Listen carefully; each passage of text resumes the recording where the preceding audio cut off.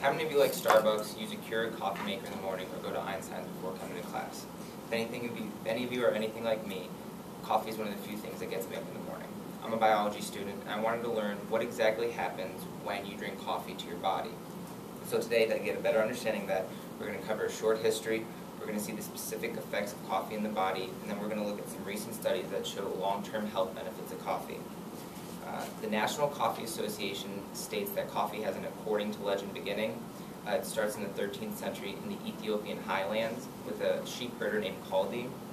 He observed his sheep on numerous instances eating berries from a specific plant, and when they ate these berries, they were impervious to sleep when night came. So he went to the local monastery and told the abbot there, what he had observed, and the abbot further investigated and found that when he too ate the berries, he was impervious to sleep. So word quickly spread about this mystical fruit, and by the 16th century, it had spread all through Arabia and the present-day Middle East. According to the International Coffee Association, this is where the Dutch got hold of it by illegally smuggling it out of the Arab world, and they brought it to the Netherlands. Here they cultivated it in greenhouses, and they became the world's largest producer of coffee. They were the ones that brought it over to the New World, and they cultivated it in Colombia and in the Caribbean. According to the United States Department of Agriculture, in conjunction with the International Coffee Association, today the 2012-2013 harvest is projected to be the greatest in history. Over 148 million 60-kilogram bags will be produced.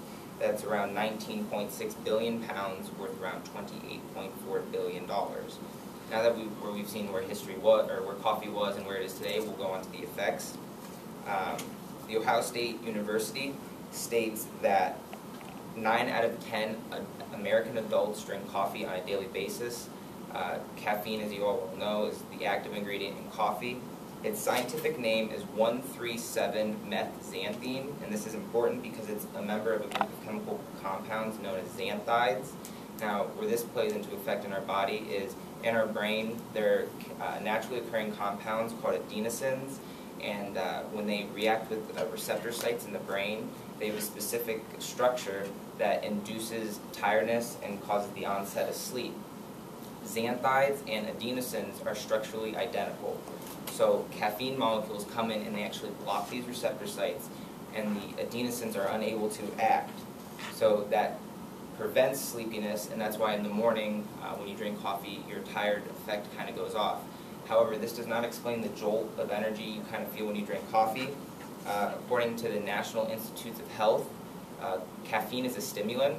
So what it does is it does various things. It raises blood pressure, increases heart rate, increases respiration rate, pupillary dilation, increases motor activity, and heightened senses. To get an understanding of how caffeine really affects the body, think about when you all work out and you're increasing your heart rate, you're increasing blood flow, you're breathing heavier. It's the same effect, but you're physically exerting yourself. So when caffeine comes in your body, there's not that physical exertion of your working out, but you just do your daily routine, so you feel that jolt of energy and you have those like jittery feelings. So now that we understand the specific effects of caffeine, I want to go on to some of the health benefits that recent studies has shown about coffee. The first one was talked about in the New York Times, but it originally appeared in the New England Journal of Medicine.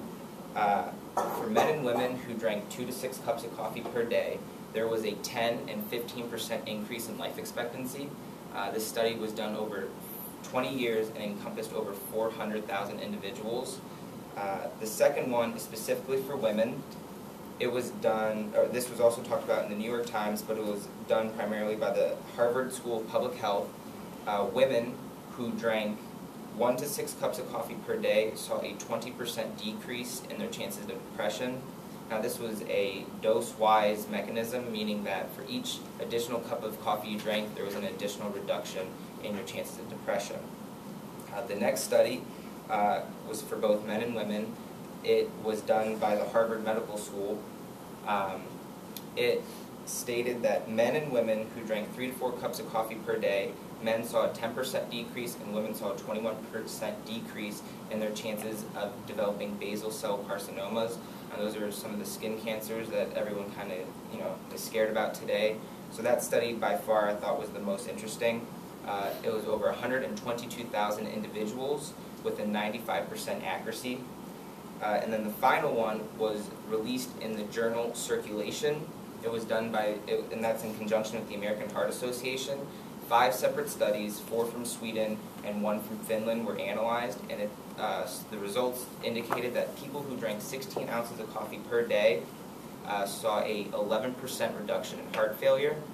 And then a follow-up of that study found that in the Archives of Internal Medicine, that every person that drank a single cup of coffee had a 7% reduction in diabetes. So the health benefits of coffee long-term are great. So from high, in conclusion, from high up in the Ethiopian highlands to the bottom of your cup, coffee's had a long history. It went from a single sheep herder, observing his sheep, to being over a $28.4 billion industry. Caffeine is part of a class of chemical compounds known as xanthides, and that's how they affect our body by blocking the adenosine receptor sites, and it acts as a stimulant. And the health benefits of coffee allows us to live longer lives, have a decreased chance of diabetes, heart failure, depression, and basal cell carcinomas. I hope you guys have all learned something new about coffee, and the next time you go for an energy drink, I hope you choose a cup of coffee instead. Thank you.